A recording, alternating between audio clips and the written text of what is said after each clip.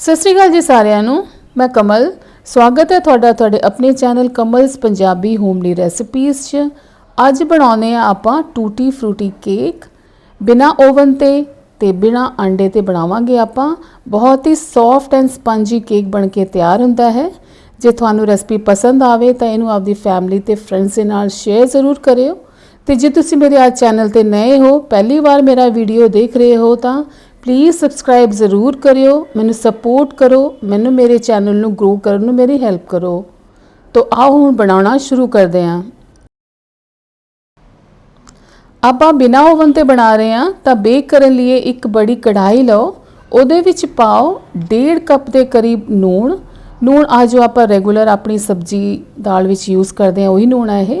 तो उस तो बाद एक विच एवें एक स्टैंड लगा दो तो हुण इहनूं ढक के ਆਪਾਂ गैस ਨੂੰ जला देवांगे और बिल्कुल लो हीट पर इनू 15 मिनट के लिए गर्म कर लवांगे।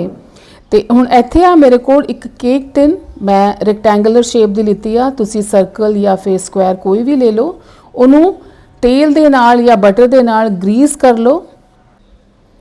तो उस तो बाद एक बटर पेपर लो, बड़े आसानी नाल बाजार च मिल जाता है। उन्हों इस तरह आपां विच लगा देवांगे।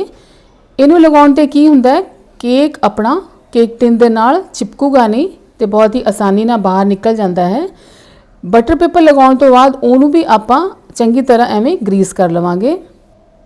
तो हुण एक साइड च रख दो, बाद यूज़ करांगे आप। तो हुण इत्थे मेरे को मेजरिंग कप्स ये 1 कप आ, हाफ कप आ, तो ये 1/4 भी आउंदे आ। पर जे तुहाडे कोल कप नहीं आ तां तुसी आ साइज़ की एक कौली भी यूज़ कर सकते हैं। तो सारे मेजरमेंट्स आही कौली नाल लियो। तो हुण इत्थे मेरे कोल वो कौली नाल नापे हुए आह 1.5 कप मैदा। तो मैं 2 तरह की चीनी यूज़ कर रही हाँ। वाइट चीनी यानी चिट्टी वाली जो आप रेगूलर यूज़ करते हैं, तो आ हैगी ब्राउन शुगर। ब्राउन शुगर पाउण ते केक बहुत स्वाद बनता है। पर जे तुहाडे कोल नहीं है तो तुसी चिट्टी वाली चीनी भी यूज़ कर सकते हैं।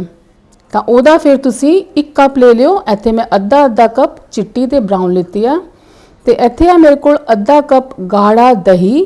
दही ताज़ा होना चाहिए, खट्टा नहीं होना चाहिए। तो इत्थे आ मेरे को अद्धा कप देसी घी, यदी जगह तुसी बटर यूज़ कर सकते हैं या फिर रिफाइंड ऑयल।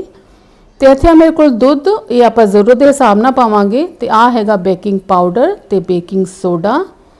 चलो हुण बनाना शुरू करते हैं। तो इत्थे आ मेरे को 2/3 कप यानी कि 1 कौली छोटी वाली भर के टूटी फ्रूटी दी, ये भी बहुत आसानी ना बाजार च मिलती है, ऑनलाइन भी मिलती है। तो हुण पहला आपां दोवें चीनियां पा के चंगी तरह पाउडर कर लवांगे। जे तुसी एक यूज़ कर रहे हैं तो इक्को चीनी पा के पाउडर कर लो। हुण इहनूं पाओ एक बड़े भांडे विच। उस तो बाद पावांगे आपां इहदे विच देसी घी। जे तुसी बटर यूज़ कर रहे हैं या तेल यूज़ कर रहे हैं तो वो पा लो। हुण इहनूं आपां चंगी तरह मिक्स कर लवांगे।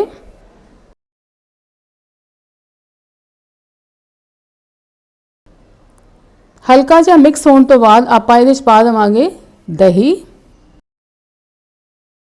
दही गाढ़ा लियो, बहुत ज़्यादा पतला नहीं होना चाहिए। तो हुण इहनूं फिर तो आपां एक बार चंगी तरह मिक्स कर लवांगे। हुण इहदे च पावांगे आपां 1/4 चम्मच या एक नॉर्मल चम्मच का चौथा हिस्सा नून दा। हुण आपां इहनूं बहुत ही लाइट ते फ्लफी होण तक इहनूं आपां फेंट लवांगे चंगी तरह सारे मिक्सचर नूं। ये बहुत ज़रूरी स्टैप है, इहदे नाल अपना केक बहुत सॉफ्ट बनता है। उस तो बाद आपां जो आपां मैदा रखिया होया सी वो सारा पा देवांगे। तो हुण इहदे च पाओ 1.5 चम्मच बेकिंग पाउडर। जे तुहाडे कोल मेजरिंग स्पूनस नहीं आ तो तुसी जिहड़ा नॉर्मल अपना छोटा चम्मच रेगूलर आप यूज़ करते हैं वो यूज़ कर लो, उहदा 1.5 चम्मच पा दो। तो हुण पाओ इहदे विच 1/4 चम्मच बेकिंग सोडा।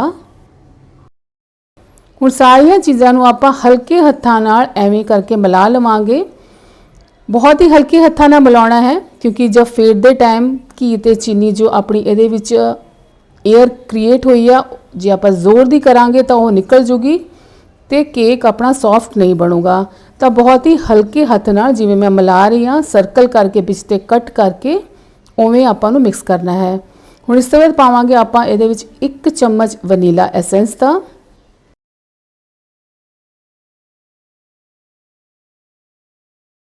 मैं वनीला एसेंस चंगी तरह मिक्स कर लिया है तो हुण इहदे विच पावांगे आपां थोड़ा थोड़ा करके दुध, क्योंकि आपां नूं बहुत ज़्यादा पतला मिक्सचर नहीं करना है, थोड़ा जिहा होर आपां नूं पतला करना है तो दुध आपां यूज़ करांगे।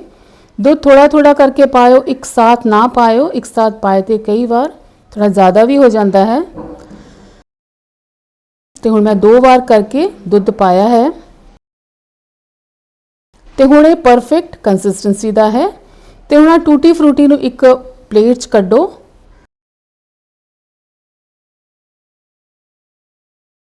उस तो बाद इहदे 'च पावांगे आपां मैदा। मैदे नाल टूटी फ्रूटी नूं हमेशा कोट करके आपां केक बैटर 'च पावांगे। इहदे नाल हुंदा यह है कि बेक करन दे टाइम टूटी फ्रूटी अपनी पूरी नीचे नहीं बैठूगी, ये बिच रहूगी, बहुत सोहनी लगती है फिर उवें। तो मिक्स करन तो बाद आपां टूटी फ्रूटी नूं अपना जो केक बैटर तैयार करके रखिया सी उहदे विच पा देवांगे। हुण हल्के हत्थां नाल आपां फिर तो एक बार इहनूं एवें करके मिला लवांगे। बहुत ज़्यादा जोर नाल बिल्कुल भी केक बैटर नूं कदे नहीं मिलाईदा, उहदे नाल ओह स्पंजी नहीं बनदा। हुण जो आपां केक टिन तैयार करके रखी सी उहदे विच सारा बैटर पा दो।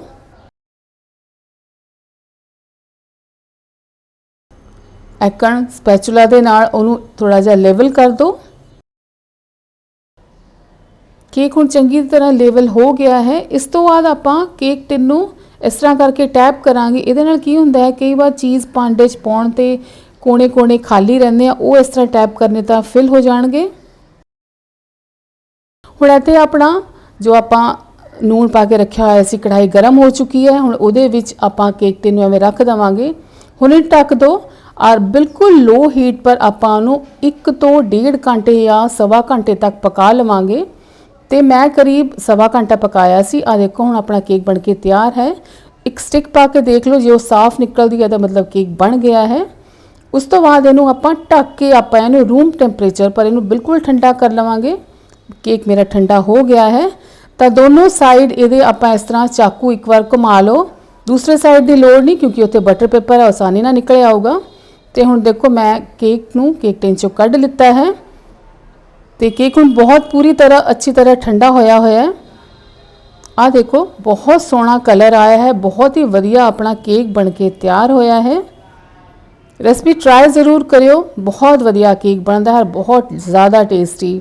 हुण पिछे ते आपां बटर पेपर नूं इस तरह उतार देवांगे। आ देखो नीचे ते भी बहुत वधिया ते केक बेक होया है अपना।